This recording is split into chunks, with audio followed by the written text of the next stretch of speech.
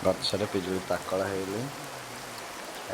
Hello hi ଜୟ ଜଗନ୍ନାଥ ସାଙ୍ଗମାନେ 2 ଦିନ ହେଲା ବର୍ଷା ଏମିତି ଲାଗିକି ରହିଛି।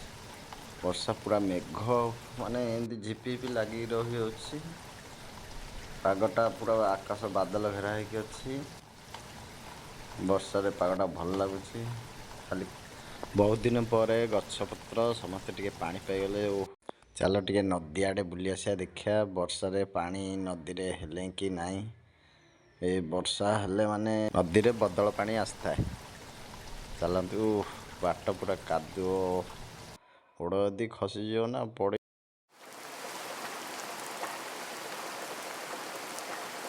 ନାଇଁ, ନଦୀରେ ପାଣି ହେଇନି, ପରେ ବଦଳ ପଡ଼ିଯିବ। ପାଦରେ ପିଜୁଳି ଖାଇକି ପକେଇଛି। ଗଛରେ ବହୁତ ପିଜୁଳି ହେଇଛି।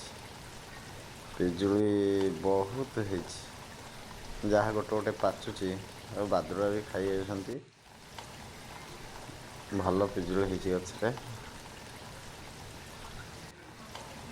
ବହୁତ ପିଜୁଳି। ପିଜୁଳି ଏଠି ଯୋଡ଼େ ପାକଳ ହେଇଛି, ଆଉ ପାକଳ ହେଇନି, ଉପରେ ପାକଳ ହେଇଛି। ଉପରେ ତ ଆଣି ହେବନି। ସେପଟେ ସାଇଡ଼ରେ ଦୁଇଟା ପାଚି ଯାଇଛି।